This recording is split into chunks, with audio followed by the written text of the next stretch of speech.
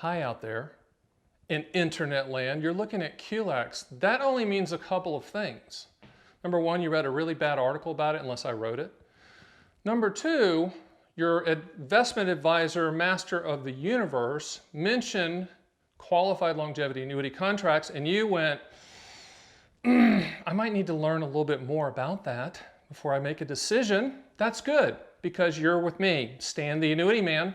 And at the end of this video, I'm going to tell you how you can get this book, QLAC Owner's Manual, for free if you hang in there with me for this video. Now, let's talk about what we're going to go over. It's a lot, but I'm going to be very succinct and informational. And at the end, you'll know what a QLAC does and if you actually need a QLAC or want to get quotes. So what we're going to talk about is how it works, the rules that are in place to fund a QLAC, benefits, the limitations of the product, how to structure it. You know, it's a contract, so how to structure that contract, how to get a quote, a couple things it solves for, and then at the end, the book. So hang in there with me. We're going to learn a lot.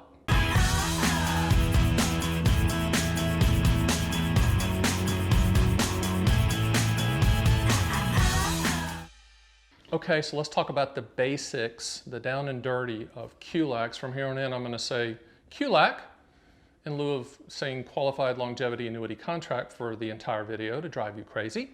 So QLACs, what does it do? It's a future pension product. It's a transfer of risk. You're transferring the risk for the annuity company to pay you or pay you and your spouse for the rest of your lives, regardless of how long you live, which I think is kind of cool. Now, there's some rules in place that we need to talk about, but let's talk about the history of the product first.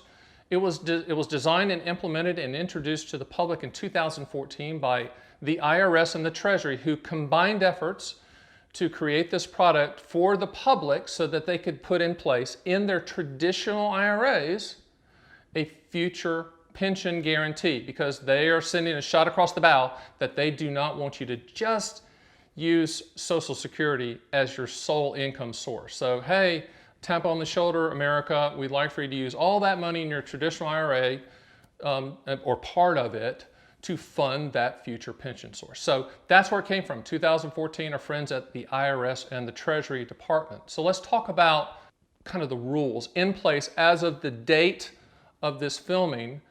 The rules that are in place to fund it is the lesser of 25% of your IRA assets, okay, all of your IRA assets, or $130,000. So the lesser of 25% of the total IRA assets or $130,000.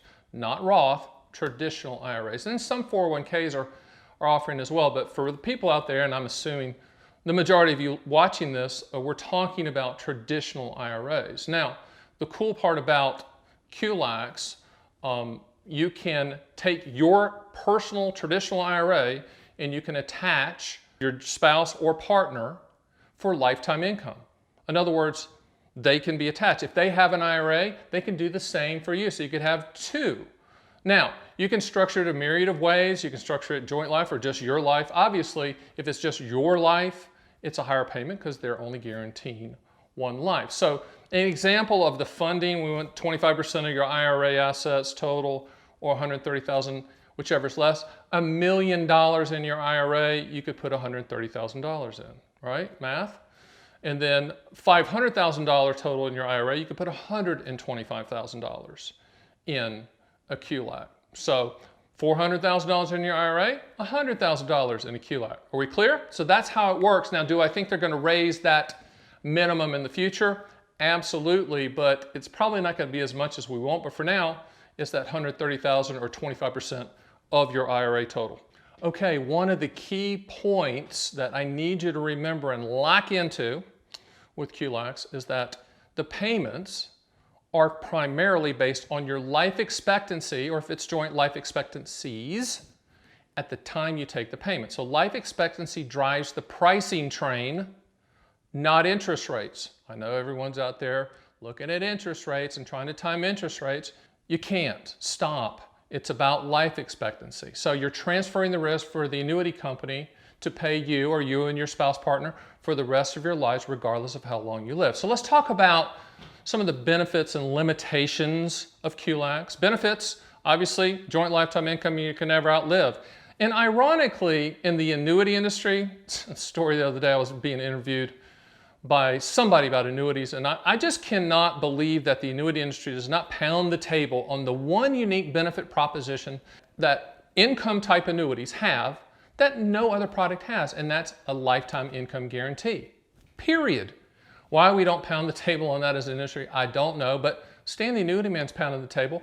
That's the benefit proposition that you need to understand. The other benefit about a QLAC is that it's easy to understand. You can use it for combating inflation, like having income started at a future date. You can ladder QLACs. In other words, a laddering example would be, you split the 130,000, you put 65,000 in and have income starting at age 75, and then the other 65,000 with income starting at age 80. Now, one of the other things important too is people always say, I don't like QLACs because I don't want to wait till 85 to turn it on. You don't have to. That's the latest that you can turn it on, but you can turn on much sooner than that, mid 70s, 70, etc., depending on when you buy it, obviously. But let's just say you're 65 years old and you purchase a QLAC. You can have the income start as early as age 71 or 75, or you could go as far out as age 85, and which leads to kind of another question. What's the perfect age to buy a QLAC? There is no perfect age to buy a QLAC. It's really when you want to put that income floor guarantee in place for the future and lock in that specific payout guarantee that we'll quote and send to you. So benefits are numerous. Obviously, I'm a big fan of the lifetime income stream, but also another benefit is that the amount of money that you use in a QLAC is not included in your required minimum distribution calculation at the end of the year. Hey, it's good. There's a possibility of saving some money on taxes legally, which is always a good thing. Limitations. The limitations of a QLAC, it's a rigid contract. There's not a lot of wiggle room. There's no liquidity in most cases. You can't start the income, stop it, and then say, hey, Stan, send me all the money back. No. It is a future pension income stream, and I don't think the IRS and the Treasury Department wanted a lot of wiggle room and a lot of flexibility. They wanted you to plan for income. And to me, that limitation can be a benefit if you understand that product fully and it's allocated in proportion. So the other, I guess, let me go back to a benefit a little bit. One of the benefits I think on a QLAC as well is you can change the start date one time from the time it's issued. So when you buy a QLAC, you got to fill out the application. You say, hey, it's joint life with cash refund. We want to start the income at my age 80 because it's my traditional IRA. But if you said you got to age 74 and you said, hey, I want to turn it on sooner, you can do that. Or, hey, Stan, I don't need it at age 80, I want to go to age 85. Hey, you can do that one time, okay? So there's a little bit of flexibility. And understand that the payments are based on life expectancy. So the younger you are, the lower the payments. The older you are, the higher the payments. Okay, so quoting a QLAC's like buying a plane ticket. When you go buy a plane ticket, I guess Orbitz is one that you go, or Priceline. You punch in where you're going and the dates you're going. And unless you're trying to get a rewards card or something, you don't really care who pops up. You just want to see the best deal, right? Same exact premise for when you're quoting a QLAC. You are going to go to my site, stantheannuityman.com. We're going to punch in, or you're going to punch in your information. And I have no clue who's going to finish first because quotes are like a gallon of milk. They change every 7-10 days.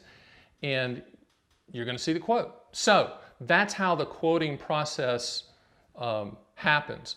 Good story the other day. Somebody called me and said, Stan, we really like the QLAC. We read all your stuff. We watched the video 5 times because we're bored. No, I'm kidding. We watched the video. Explain to us again, joint life only versus joint life with cash refund. So here's what I said. Joint life only is just going to pay you and your spouse for the rest of your life. His name was Jim and her name was Martha. Jim, it's going to pay you for the rest of your life, and when you die, the income's going to continue uninterrupted and unchanged for Martha's life. Now, when Martha dies under joint life only, money goes poof. Money goes poof, and the evil annuity company keeps whatever's left over. Now, they didn't like that. Jim and Martha were like, no, we don't like that. Our kids have been good to us. They take care of us. They're really dialed into our, where we're at in our life, and we want to make sure that if there's any money left over, it goes to them. And they had 2 kids. I said, okay, here's what we do then. We set up joint life with cash refund. Joint life with cash refund means that Jim is still going to pay you for the rest of your life.